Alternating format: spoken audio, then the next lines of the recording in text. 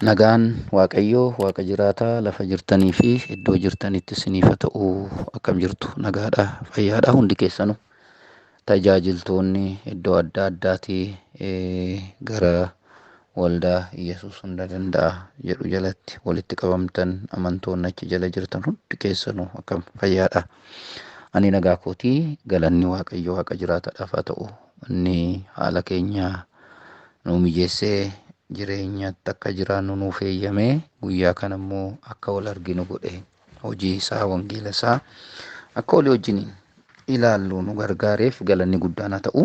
Namni ofii isaatiin jabaatee dandeettii isaatiin jabina isaatiin karaa kamiin iyyuu sadarkaa kanarra gahuu hin danda'u. Araara Waaqayyootti jaalala Waaqayyootti jiraadhaa nuun jechuusaa garaa nuu laafuu isaattu carraa isa kana immoo deebisee nuu laate. Gooftaan keenya guddaa eebbifamu.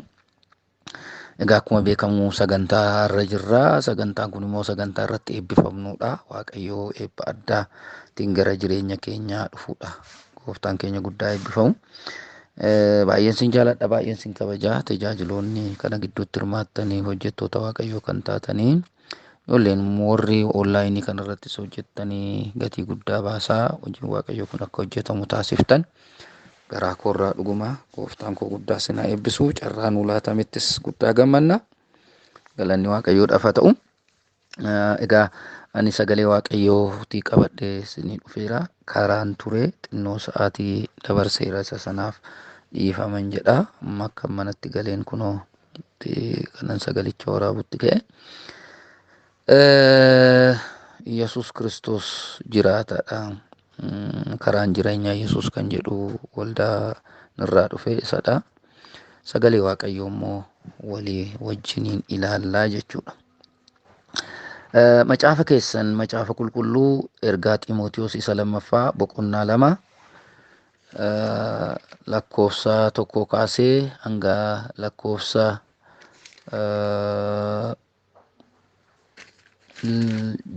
7tti walii wajjiniin ilaalla jechuudha. Amma lakkoofsa 7tti walii wajjin ilaalla. Waaqayyo bareechee nutti dubbataa, nu jabeessaa, humna nutti horaa, karaa wangeelaa isa dhugaa jireenya keenya keessatti guyyaa guyyaadhaan waan arginuu fi akkamitti akka deemuu qabnu nu hubachiisa jechuudha. Gooftaan keenya guddaa eebbifamu. Kuticha dubbiseen walii wajjiniin kadhanna. Ergaa Xiimotewos isa lammaffaa boqonnaa 2 lakkoofsa 1 hanga 7. Ati immoo ilma koo ayyaana isa Kiristoos Yesuus nuuf kennetti jabaadhu. Dhuga baatota baay'ee durattis waan anarraa dhageesse namoota amanamoo warra kaan barsiisuudhaaf danda'anitti hadaraa kenni. Akka loltuu Kiristoos Yesuus dhiphina keessaa qooda qabaadhu. Namni loltuu ta'ee lolaa jiru isa loltuu godhee isa qacaratee sana gammachiisuudhaaf bukkeedhaan waa argachuudhaaf hojii warra kaanitti lixuu hin dhiisa. Namni dorgommeetti jiru akka ofii isaatiiyyuu yoo akka seera isaatiiyyuu yoo dorgome malee gonfoo mo'ichaa hin argatu. Qottuun hojii isaatti dadhabuu duraan dursee ija midhaaniitirraa nyaachuun hin ta'aaf. Wanti ani dubbadhu kana itti yaadi. Gooftaan waan hundumaaf hubannaa siif hin kennaa'edha. Hin kadhanna. Mata duree akkas jedhu irrattan dubbadhaarraa jabaadhaa. Akka nama dhuunfaatti jabaadhu kan jedhu. Jabaadhu. Waaqayyo nu jajjabeessuu barbaadeera. Waaqayyo amilee keenya hafuura ol kaasuu barbaadeera. Waaqayyo dhugaa wayii tokko nu beeksisuu barbaadeera. Galanni Waaqayyoodhaaf haa ta'u. Kanaaf Waaqayyoon jabaadhu siin jedha. Laatiyaa sokraa bahadi ana jeene kredi alloo bahadi ana diyaasee kredi ana jeeniyaas. Waaqayyo abbaa isa hunda gararraa jiraattu mootii ulfinaa dukkanni fuula keetti kan hin dukkanoofne. Karaan kan sitti hin cufamne, haalli kan sin daangessine jeelaa baagaa doonaa maasee krediyaas. Akka namaatti kan hin dadhabne, kan hin mudhukne, gargaarsi kan sin barbaachifne, jajjabinni kan sin barbaachifne. Amilee kee kaasuudhaaf kan si gargaaru kan sin barbaachifne raahaa diyaasee kireedii alaa jedha. Ofiin kan of dandeessee jiraattu waan hundumaa kan jiraachistu abbaa aangoo olaanaa fi guddaa lahados prajanakra eenyumtu otuu sin gargaarin bantii waaqaaf lafaa kana kan uumte leedii kaatoosaa kireeveediyaas warra ishii keessa jiraatanis akka jiraatan kan goote waan hin argamnerraa waan hin jirrerraa isa jiruu fi isa ijaan arginu kana kan uumtee nutti argisiifte. Beekaa ogeessa guddaa galannii fi ulfinni guddaan siif haa ta'u. Har'ammoo carraa addaa nuu kennite sagalee kee akka walii wajjiniin dudubbannu nu carroomsite ulfinni isaa siif haa ta'u. Si kadhannaatii immoo harka kee gadi nuuf hiixadhu. Ma'aaddii nuu qopheessite kanarratti eebbifamuu akka ta'an warra dhugaa kanarraa fayyadamanii jireenyi isaanii itti geeddaramee ulfina guddaa argan taanii akka deebinu walitti wacnee walitti iyyinee akkasumatti bittinnaa'uu otuu hin taane waan hin irraanfatamne wayii waan hin dagatamne wayii waan keessa keenyaa baduu hin dandeenye wayii waan ulfina qabeessa waan gaarii guddaa keessa keenya akka nuu keessu maqaa gooftaa Yesuus Kiristoosiin si kadhadheera. Raatiyaa Kroovaadii Anajiina Kireediyaas Rebe Gaadana Masekrovaagaati Anajene Kireedi Anadoos bareechi nutti dubbadhu bareechi sagalee kee dhugaa nu keessa kaayu dhugaan jireenya keenya haa dhaalu. Wangeelli dhugaa jireenya keenya haa dhaalu. Dubbiin kee dhugaa jireenya keenya haa dhaalu. Yaanni kiristinnaa inni dhugaa jireenya keenya haa dhaalu. Soba jiraachuu waan nun fakkaanne jiraachuun jireenya keenya qabatee akka ittiin fufnetti maqaa gooftaa Yesuus Kiristoosiin karaa adda ta'een nutti dubbadhu. Jireenya keenya hundumaa dabarsinee harka keetti kennine maqaa gooftaa Yesuusiitiin. Ameen. Galanni Waaqayyoo Waaqa jiraataadhaaf haa ta'u. Mata duree jabaadhu irrattan dubbadhaa. Dhiiraafis dubartiidhaafis karaa salphaadhaan kan ta'udha. Jabaadhu kan jedhu gooftaan keenya guddaa eebbifamu. Egaa jabaachuu keenya nu barbaachiseera. Waaqayyoo akka jabaan nu barbaadeera, akka cimnu barbaadeera. Ciminatu nurraa eegama, jabaachuutu nurraa eegama, mudhii hidhachuutu nurraa eegama, waan hafuuraatti hidhannee ka'uutu nurraa eegama, kan dadhabne lafa dadhabne ka'uutu nurraa eegama, kan mogoleen keenya laafe lafa mogoleen keenyatti laafe ka'uutu nurraa eegama. Galanni Waaqayyoo Waaqa jiraataadhaaf haa ta'u. Naa kanaaf mata dureen kuni jabaadhu kan jedhudha. Gooftaan keenya eebbifamu. Kutaan sinii dubbisee ያነበብኩላችሁ ክፍል ምናልባት አማርኛንም የምትከተሉ ሁለተኛ ጢሞቴዎስ ምዕራፍ 2 ከቁጥር 1 እስከ 7 ያለውን ነው። በርቱ የሚል ይሆናል። በርቺ ወይ በርታ በግለሰብ ደረጃ ማለት ነው። በኦሮምኛ ለሁሉም አንድ ነው የሚሆነው ጀባዱ እንጀዱ ይቹዳ ገለኒ ዋቀዮ ዋቀ ጅራታዳፍ haa ta'u ጀባዱ በርቱ ወይ በርታ ወይ በርቺ የሚል ቃል ማለት ነው። መበርታት አስፈላጊ ነው። ጳውሎስ ለጢሞቴዎስ የተናገረው ነገር ነው። ልጄ ሆይ አንተ በክርስቶስ ኢየሱስ ባለው ጸጋ በርታ ይለዋል ማለት ነው። በክርስቶስ ኢየሱስ ባለው ጸጋ በርታ። ኦሮምኛ ያኢልመኮ አቲ አያነ ክርስቶስ ኢየሱስ ኑፍ ከነቲ ጀባዱ ይላል። Galanni Waaqayyoof haa ta'u. Oromiffisaa jabaadhu. Ayyaana gooftaan keenya Yesuus Kiristoos nuuf kennetti jabaadhu. በክርስቶስ ኢየሱስ ባለው ጸጋ በርታ የሚለው ጀባዱ kan jedhu ይሄ በርታ በጸጋው ላይ በርታ ነው። በጸጋው ላይ ሙጥኝ በል ነው። በጸጋው ላይ ራስን ጣል ነው። ከጸጋው ጋር ተሳሰር ነው ትርጉሙ ባይዘው hiikkaansa yaa ilma koo ayyaana Kiristoos Yesuus nuuf kennetti maal ta'i jabaadhu. Ayyaanichatti jabaadhu. Ayyaanichatti hidhadhu. Ayyaanichatti wal qabadhu. Ayyaanichaan wal simi. Galanni Waaqayyo Waaqa jiraataadhaaf haa ta'u. Namni waan baay'eedhaan jabina isaa himachuu danda'a. Namni waan baay'eedhaan beekumtii isaa himachuu danda'a. Karoora qabatarraa kan ka'e waa jechuu danda'a. Ati garuu yaa ilma koo ayyaana isa Kiristoos Yesuus nuuf kennutti maal godhi jabaadhu. Yesuus Kiristoos gooftaadha. Dhimmi isaa ayyaanichatti maal ta'i jabaadhu. Ayyaanichatti jabaadhu. Ayyaanicha walii galuutti jabaadhu. Ayyaanichaaf abboomamuutti jabaadhu. Galanni Waaqayyo Waaqa jiraataadhaaf haa ta'u. Phaawulos yeroo kanatti dubbatee Phaawulos lafa kana gadhiisee tajaajila isaa xumuree karaa abbaa isaatiitti deemuudhaaf yerootti dhiyaatedha. Xiimootewosiin gorsaa ture, Xiimootewosiin barsiisaa ture, Xiimootewosiin jajjabeessaa ture, Xiimootewosiin harkarra kaa'ee kadhachaafii ture. Amma garuu karaan itti deemaa jiru sanaan ana daangessaa. Akka durii sii kadhachuu hin danda'u, akka durii harka sirra kaa'uu hin danda'u, akka durii deddeebi'ee si gorsuu hin danda'u, akka durii si leenjisuu hin danda'u, akka durii si dura deemee karaa sitti agarsiisuu hin danda'u. Amma waan tokkottan si dhiisa. Ayyaana Waaqayyo Yesuus Kiristoos jiraataadha. Ayyaana Waaqayyo isa karaa Yesuus Kiristoos nuuf kennametti akka jabaattu barbaada. Amma hidhanni kee ayyaanicha wajjin akka ta'u, deddeebiin kee ayyaanicha wajjin akka ta'u, baagalli kee ayyaanicha wajjin akka ta'u, adeemsi jireenya keetii ayyaanicha wajjin akka ta'u isattan si dhiisaa jedhaan. Kanaaf isatti jabaadhu. Kanaaf isatti jabaadhu. Galanni Waaqayyo Waaqa jiraataadhaaf haa ta'u. Isatti maal ta'i? Isatti maal ta'i? Isatti jabaadhu jedha. Jabaadhu.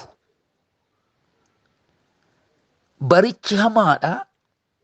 Haalli keessa jiramu hamaadha. Gargar wal qoodiinsa baay'eetu jira. Jireenya amantootaa baay'eetu karaarraa goraa jira. Baricha hammaachaa deemu, baricha fokkisaa deemu, baricha waan gadhee uffachaa deemu kana keessatti ati garuu ayyaanichaan jabaadhu. Waan lama cimsinee yaadna. Ayyaanichatti hoo jabaanne dura ayyaanichatti jabaadhu jedhaan. Ayyaanichatti jabaadhu. Bara fokkisaa kana jala darbuudhaaf, jireenya gadhiisummaadhaan guutame kana keessa darbuudhaaf, jeelaa diyaas, saakirooba diyaas sirriitti akkana dhaggeeffattanan barbaada. Xiimootiyoositti Phaawulos Xiimootiyoositti hoo himu baricha jala akka darbu ayyaanichatti jabaadhu jedheeraan.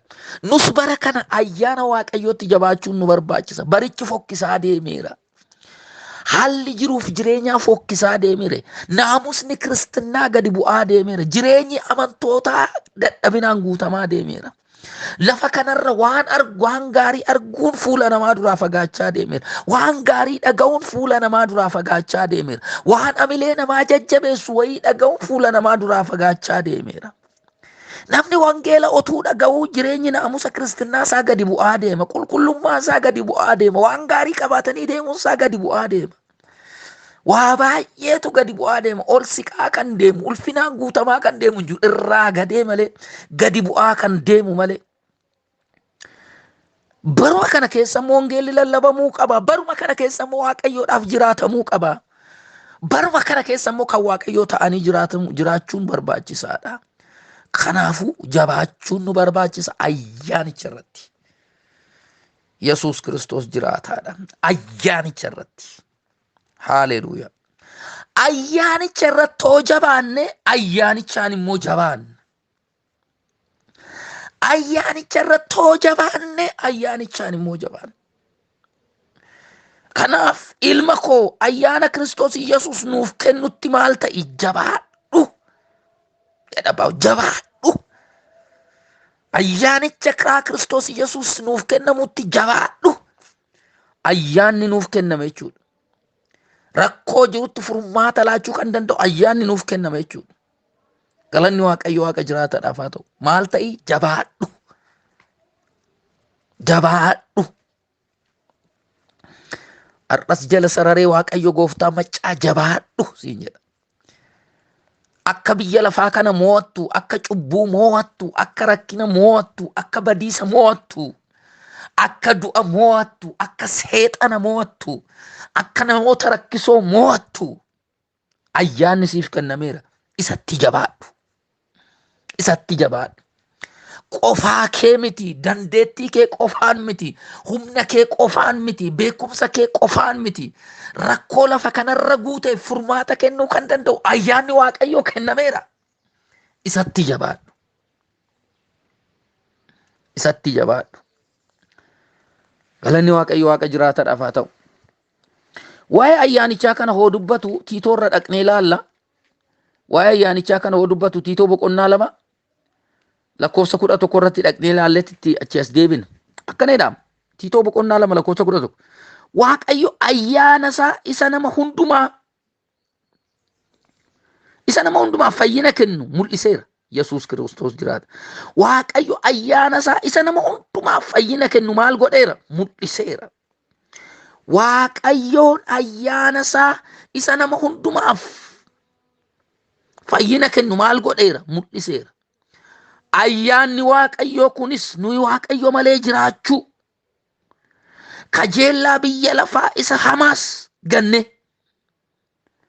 bara kana keessatti of qabuutti, bara kam keessatti? Baruma rakkisaa kana keessatti, baruma dhiphinaa kana keessatti, baruma nama yaaddessu kana keessatti, baruma xuraa'ummaadhaan guutame kana keessatti, baruma fokkisaa kana keessatti, baruma cubbuudhaan guutame kana keessatti. Abeet abeet abeet abeet. Baruma kana keessatti of qabuutti Yesuus Kiristoos jiraataadha. Of maal gochuutti? Of qabuutti. Qajeelinatti namoota Waaqayyoo taanee akka jiraannuuf gorsee gara gaariitti nu deebisa. Yesuus Kiristoos jiraataadha. Gorsee gara gaariitti maal nu godha? Nu deebisa. Eenyu? Ayyaanichi. Ayyaanichi nuuf gumaatame kuni, ayyaanichi nuuf kenname kuni, ayyaanni Waaqayyoo kuni nuyi Waaqayyo malee jiraachuu, kajeellaa biyya lafaa isa hamaa ganne. Haleluuyaa. Ganne bara kana keessa of qabuutti, qajeelinatti namoota Waaqayyoo taanee akka jiraannuuf gorsee gara gaariitti maal nu godha? Nu deebisaayidha. Nu deebisaayidha. Ayyaanichi kun hojii kana hojjeta. Galanni Waaqayyoodhaaf. Ayyaanni akkanaa siif kennameera, kanaaf ayyaana kanatti jabaadhu. Ayyaana kanatti jabaadhu. Ayyaana akkamii nuuf kennameera jedha? Yesuus Kiristoos jiraataadha. Ayyaana kanatti jabaadhu hoo jedhu lafaa kee miti. Ayyaana kanatti jabaadhu hoo jedhu ayyaanichi maal nuuf ta'eera? Nuuf kennameera. Ayyaanni maal godhu? Ayyaanni Waaqayyo malee jiraachuu irraa nu deebisu. Ayyaanni kajeellaa biyya lafaa isa hamaa nu gansiisu. Ayyaanni bara rakkinaa kana keessatti of qabuutti akka jiraannu nu taasisu. Ayyaanni bara rakkinaa kana keessatti qajeelinatti akka jiraannu nu taasisu. Walumaa galatti ayyaanni bara rakkisaa fi bara fokkisaa kana keessatti namoota Waaqayyoo taane akka deddeebinu nu taasisu maal nu ta'eera? Nuuf kennameera. Nuuf kennameera. Yesuus Kiristoos jiraata. Nuuf kennameera. Kanaaf ayyaana kanatti jabaadhu. Ayyaana kanatti jabaadhu. Galanni Waaqayyo Waaqa jiraataadhaaf haa ta'u.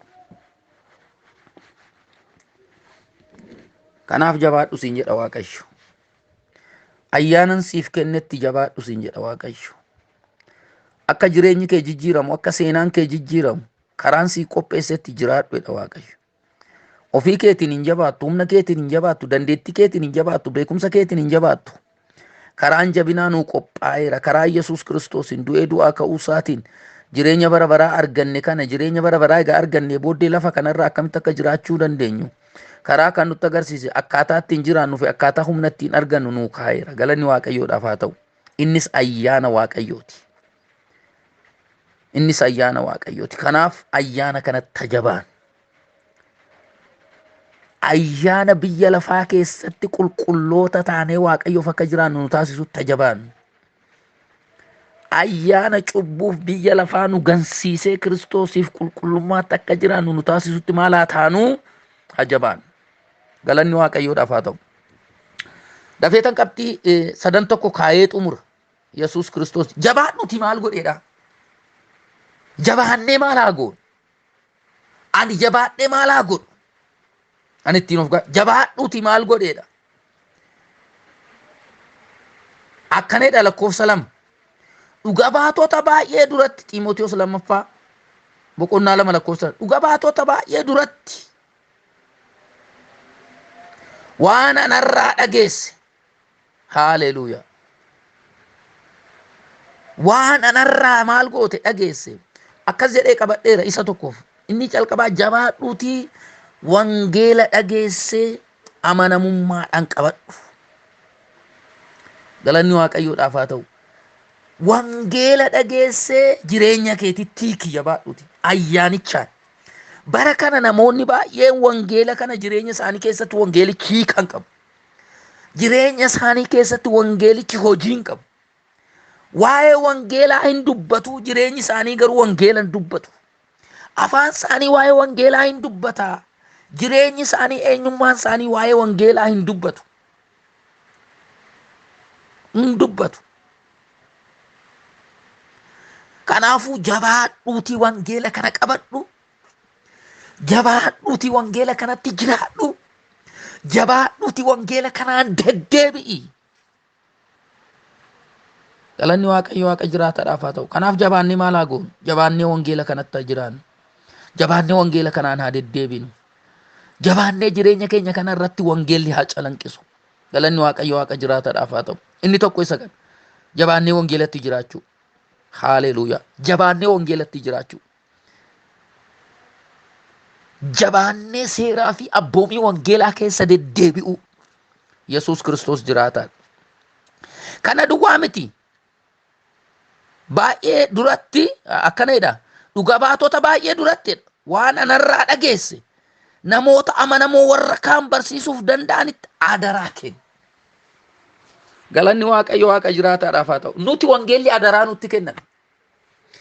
Adaraan nutti kenname dura nuti akka ittiin jiraannuufi. Kanaaf qabxiin keenya inni calqabaa jabaannee wangeelatti akka jiraannudha. Jabaadhu wangeelatti jiraadhudha. Jabaadhu wangeelli si keessatti hiika argatudha. Jabaadhu wangeelli si keessatti haa dubbifamuudha. Namoonni si keessatti wangeela yaa arganidha. Namoonni jireenya kee keessatti wangeela yaa arganidha inni calqaba. Galanni Waaqayyo Waaqa jiraataadhaaf haa ta'u. Inni lammataa jabaadhuuti adaraa kennidha. Inni lammataa wangeela kana jabaadhuuti adaraa kenni. Si biratti nafin, si qofa fayyisee nafin, si qofa du'a bara baraa jalaa baraaree nafin, soo maala ta'uree hadarbu dhaloota biraatti. Jabaadhuuti wangeela kana warra biraatti immoo maal godhi dabarsi. Kana jechuun dubbadhu waa'ee wangeela kana. Himi waa'ee wangeela kana. Lallabi waa'ee wangeela kana akkuma du'a si oolche warra biraas du'aa oolchu. Akkuma si gara jireenyaatti si fide warra kaanis gara jireenyaatti akka fidu. Jabaadhuuti adaraa kenni. Amanamoo ta'i ati. Amanamummaa sirra haa barani. Ati immoo warra amanamoo ta'etti kenni. Wangeela baradhu ati. Wangeelli jireenya kee haa dhuunfatu. Isa baratte immoo warra biraatiif warra barsiisi. Warra barsiisuu danda'anitti adaraa dabarsii maal godhi? Kenni. Galanni Waaqayyo Waaqa jiraataadhaaf haa ta'u. Yesuus Kiristoos bara baraan jiraataadha. Haleluuyaa. Kanaaf qabxiin inni lammataa jabaadhuuti. Inni calqabaa jabaadhuuti wangeelatti jiraadhu. Inni lammaffaan jabaadhuuti wangeela kana immoo warra biraatti dabarsii adaraa maal godhi? Kenni si biratti nafin. Si biratti hin liqinfamin. Qoomoo kee keessa utuu hin gahin suma biratti hin dhumin. Fudhattee wajjin hin awwaalamin. Dabarsi dhalootatti. Jireenyaan dabarsi. Dubbannaadhaan dabarsi. Hojimaataan dabarsi. Ceesisi wangeela. Jabaadhuuti. Galanni Waaqayyo Waaqa jiraataadhaaf haa ta'u. Lafa kanarra kan teenyu. Asumaanan dubbadha na dhaggeeffadhaa. Baay'een keenya kaayyoon keenya gara gooftaatti gad dhufnee booddee mana ijaarrachuu waan gurguddaa gaa'ila gurguddaa uummachuu sirriidhaan barbaachisa isa karoorfachuun kan jiraannu garuu wangeelaaf. Kiristiyaanni wangeelaaf jiraata. Jireenya keenya irratti adda durummaa fi olaantummaadhaan kan hojjetu wangeela. Haleluuyaa. Galanni Waaqayyoodhaaf haa ta'u. Wangeela kanatti hin jiraannu taanaan wangeela kanatti hin hidhannu taanaan gatii hin qabu. Yaa. Kanaaf wangeelaaf tokkoffaa jabaadhu adaraa kenni. Sadaffaa akka loltuu Kiristoos Yesuusitti dhiphana kana keessaa qooda qabaadhu. Yesuus Kiristoos jiraataadha. Wangeelli sooramuu qofa miti. Wangeelli gammachuu qofa miti. Wangeelli ilillee qofa miti. Wangeelli rakkina keessaas qooda qabaachuudha. Wangeelli qooda qabaachuudha. Qooda qabaadhu. Qooda qabaadhu. Akkamitti qooda qabaadhu jedhaanii qooda qabaadhu hoo jedhu akka irraa buufattu waan sadi gurguddaa kaasaa jira. Akka loltuu Kiristoos Yesuusitti Na akka loltuu Kiristoos Yesuusitti ta'e dhiphina kana keessaa qooda qaba. Namni loltuu ta'ee lolaa jiru ilaa hubadha. Namni ati amma akka loltuu Kiristoos Yesuusitti yookiin immoo akka loltuu Kiristoos Yesuusitti jabaadhu jechuu dandeessu.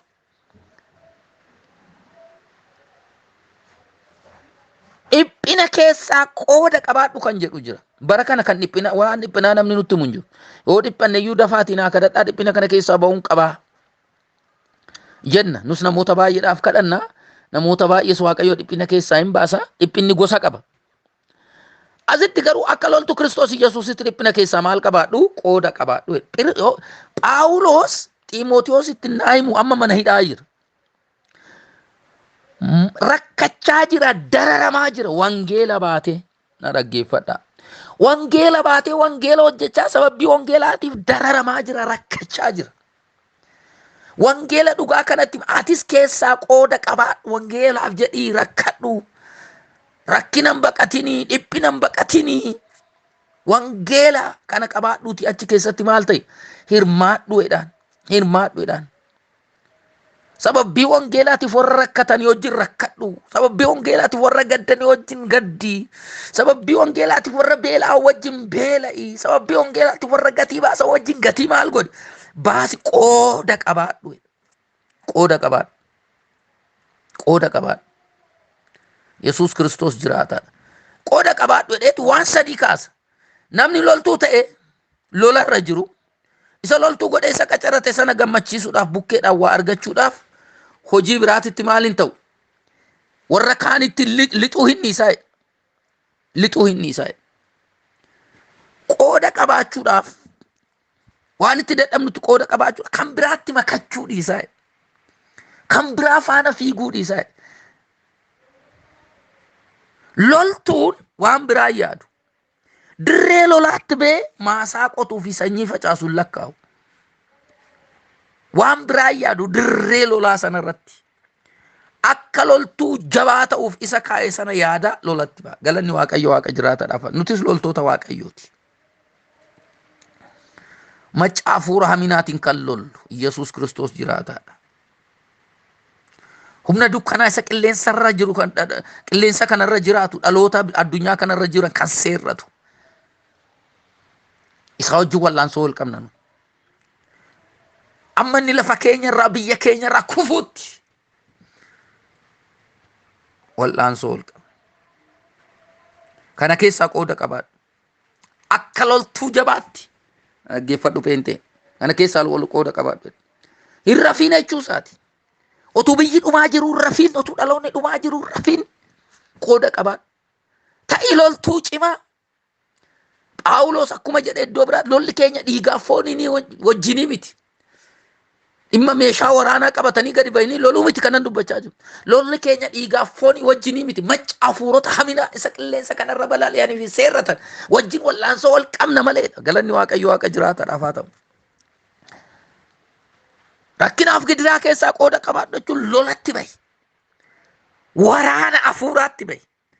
Lafa keerratti kan biraa akka mo'anne. Kan dhiiga dhangalaasu isaatti akka ittiin fufne.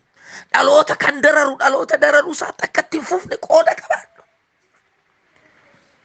Itti gadi bahi billaa kee hafuuraa luqqifadhu jechuudha. Yesuus Kiristoos jiraataadha. Sinitti meera lolli keenya dhiigaaf foonii wajjin miti jedheera. Akka loltuu cimaa. Daangaa eegsifatee jiraatu. Akka loltuu cimaa lolaaf itti ba'e sanatti injifatee galu. Daangaa isaa eegsifatee galu. Atis loltuu hafuuraati. Humni dukkanaa biyya kee irratti, dhala kee irratti, maatii kee irratti akkan hojjenne taasisuudhaaf. Galanni Waaqayyoodhaaf haa ta'u. Kanaaf jabaadhu akka loltuu cimaatti. Gidiraa fudhachuu keessatti jabaadhu akka loltuu cimaatti. Inni kan biraa namni dorgommeetti jiru akka seera isaatitti yoo dorgome malee gonfoo moo'ichaa hin argatu. Kan biraa dorgomtuu kaasa. Fakkeenyaaf kallattii adda addaatiin dorgommiin jira miti kan fiigichaa fudhan. atileetonni yeroo baay'ee otuu dadhabanuu ciniinnatanii amma dhumaatti maal godhu? Fiigu. Gonfoo ulfinaa sana kan fudhatan sadarkaa isaanii kaa'ame warra fiiganii baane. Hunduu hin fiiga, hundi hin badhaafamu. Hunduu hin fiiga, hundi sadarkaa hin qabu. Kan jabaatee, kan ciniinnatee, gatii baasuu qabu baasee, waan dafuu qabutti dafqee, shaakallii barbaachisu shaakalee, qorra keessa fiigee shaagalee tabbabee, boolla weebee, dorgommii sanaaf waan madaalu kan godhatu gonfoo ulfinaa argata. Lafa kanarra hoo jiraattu akkasiidha Phaawulos. Kanaaf jabaadhuudha. Jabaadhuudha. Akka atileetota warra gonfoo fudhatanii sanatti jabaadhu. Qabiraan sadaffaan akkas jedha. Qottuun hojii isaatitti dadhabu duraan dursee ija midhaan isaarraa nyaachuun hin taafe. Qotee bulaa kaasa. Qotee bulaan birraa midhaan gaarii alfachuudhaaf gatii baasu qaba. Dhiphina hirmaatu qaba. Aduu keessatti dararama, qorra keessatti dararama, bokkaa keessatti dararama. Hin qota hin meesa.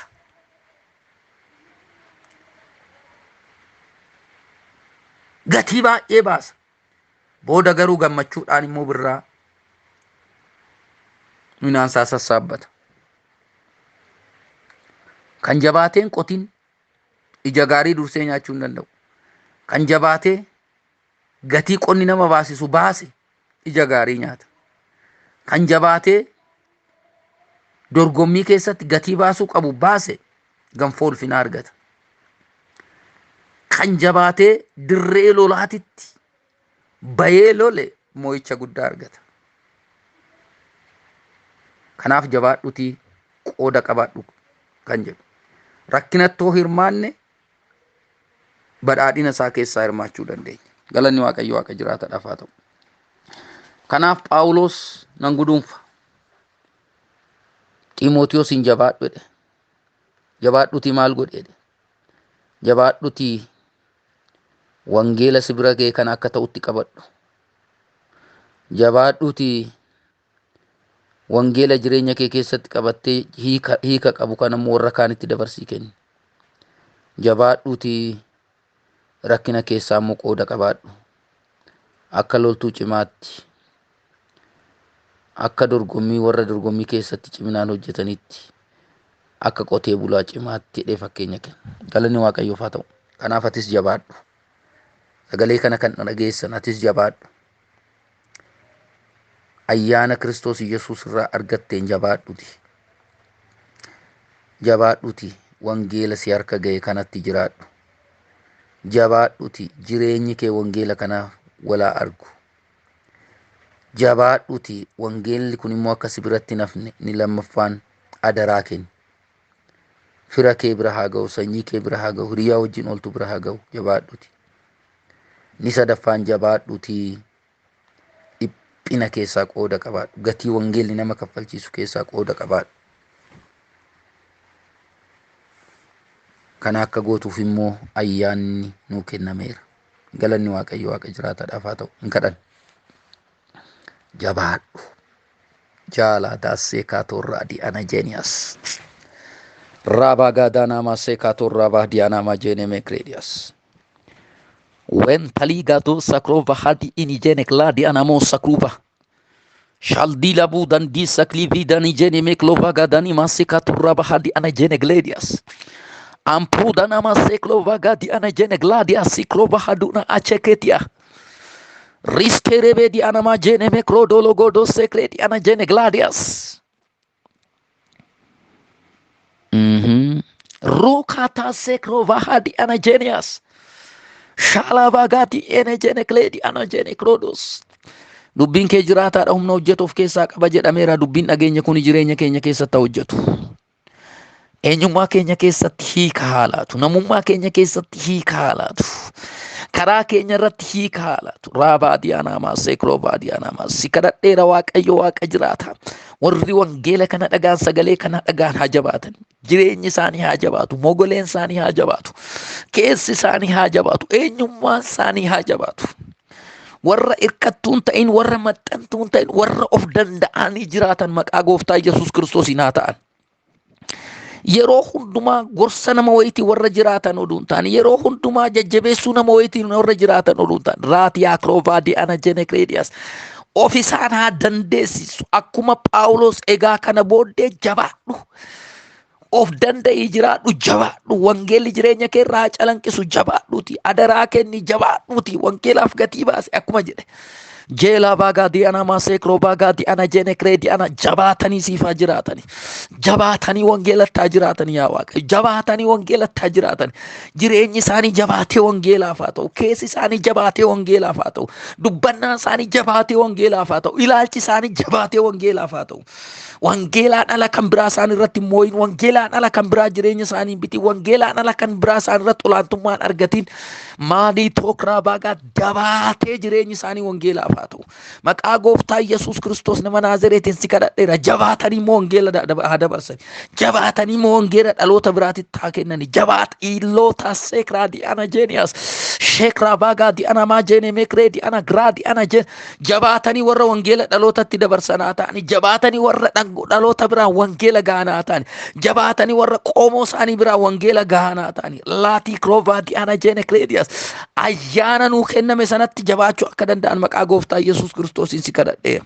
Kana duwwaa miti warra jabaatanii rakkina keessaa qooda qabaatanii warra waan hundumaa rakkina mo'atanii dhiibbaa addaa mo'atanii injifatanii waaqayyo waaqa jiraata firii isaa nyaachuu danda'an maqaa gooftaa Yesuus Kiristoosiin haa ta'an loota kaatii seekraa baadii ana jeene kireediyas sheekraa baagaa duunamoo sokroovoo si kadhadheera kuni maqaa gooftaa Yesuus Kiristoosiin haa ta'u si kadhadheera kuni maqaa gooftaa Yesuus Kiristoosiin haa ta'u si kadhadheera kuni maqaa gooftaa Yesuus Kiristoosiin haa ta'u si kadhadheera kuni humna du'aa ka'uu Yesuus Kiristoos nama Naazireetiin haa ta'u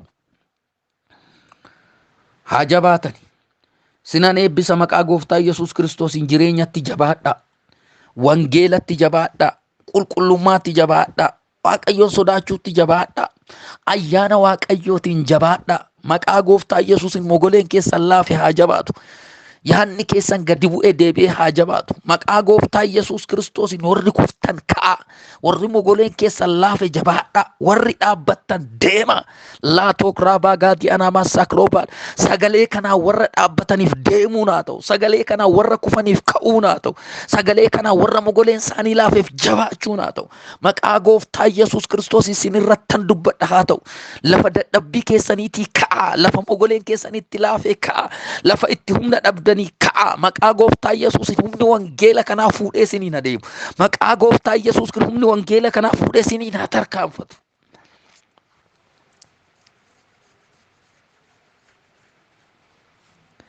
Haleluuyaa. Siniin haa tarkaanfatu. Siin haa tarkaanfatu. Yesuus Kiristoos jiraata. Haleluuyaa. Waaqayyo abbaa keenya galanni siif haa ta'u. Maqaan kee eebbifamu. Yeroo carraa akkanaa bareedaa kana waan nu laatteef ulfaadhu. Ni dubbatame kun immoo jireenya isaanii keessatti hiikaa argatu. Maqaa gooftaa Yesuus Kiristoos nama Naazireetiin. Ameen. Gooftaan koo guddisee sinaa eebbisu. Guddaan isin jaaladha. Eebbifamaa. Waaqayyo abbaan koo isinii wajjin haa ta'u. Oolmaa gaarii.